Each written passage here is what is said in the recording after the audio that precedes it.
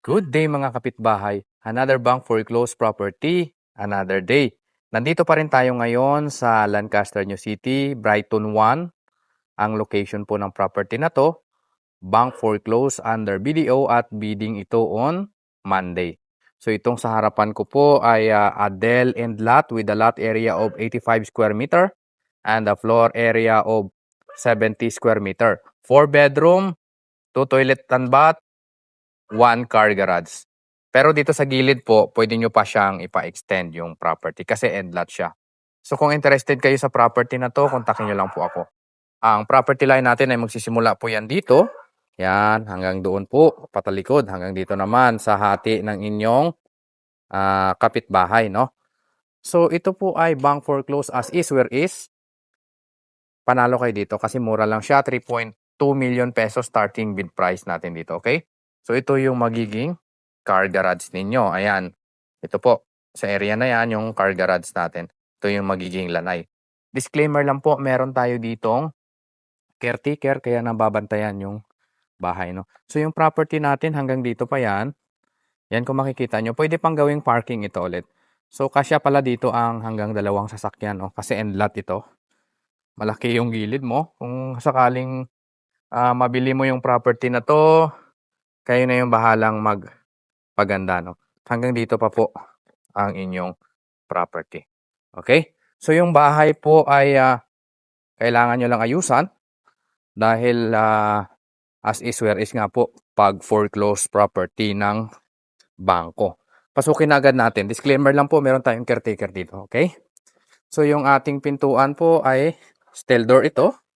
As usual, lahat po ng mga bahay dito sa Lancaster, steel door yung pintuan. Pagpasok natin sa unit, ganito po yung itsura. Naka-tiles po yung ating flooring.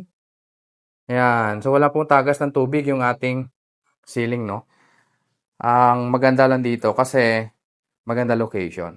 So yung tiles, disclaimer lang po, ang ginawa ng dating may-ari, ayan, kung makikita nyo, ayan. Mataas yung tiles niya, kaya yung pintuan bumubunggo dito. Ayan. So, gawa nyo na lang ng paraan kung mabili nyo yung property na to. Maganda yung tiles niya kasi intact pa. Mataas lang yung grout, yung tile adhesive na nilagay niya. So, maganda po, walang tagas ng tubig itong adal na to. Dito yung magiging living area nyo. Ayan. 'Di ba?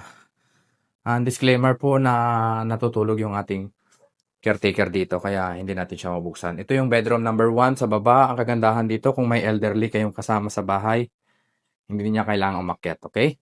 Dito nyo ilagay yung inyong dining set. Dito sa area na yan. Ito po yung inyong kusina.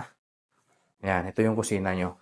So, pwede nyo siyang ipalipat dito sa likuran kasi end lot yung bahay mo. May space ka pa dito sa gilid.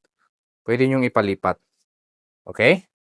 Ito yung toilet and bath dito sa baba. Yan. So, maayos pa naman. Malaki yung CR mo. 'Di ba? Ayos pa yan. Akyatin natin yung second floor. Yung hagdanan natin, solid po yan na semento. Kaya lifetime, hindi basta-basta nabubulok. Ang kagandahan sa Lancaster, napakaganda ng location dito. Malapit kayo sa lahat. Dito sa second floor, meron tayong 3 bedroom and 1 toilet and bath. Unahin ko yung bedroom number 1. Ayan, walang tiles. Kayo na yung bahalang maglagay ng tiles kung ano yung design na gusto ninyo. Wala pong leak ng tubig yung ating bahay, no? So, ito yung bedroom number 2. And malaki naman. Kasyang-kasya dito king or queen size na kama. Walang leak yung ceiling. Okay? Yan ang maganda kasi walang leak eh. So, walang problema yung ating ceiling o bubong. So, yung bintana mo, naka-sliding window ka na rin. Ayan, o. Diba? Ito yung pinaka-master. Hindi lang natin bubuksan kasi may natutulog po yan dyan na caretaker natin. Okay? Ito yung toilet and bath. Malaki. Diba? Maayos pa yung unit na to.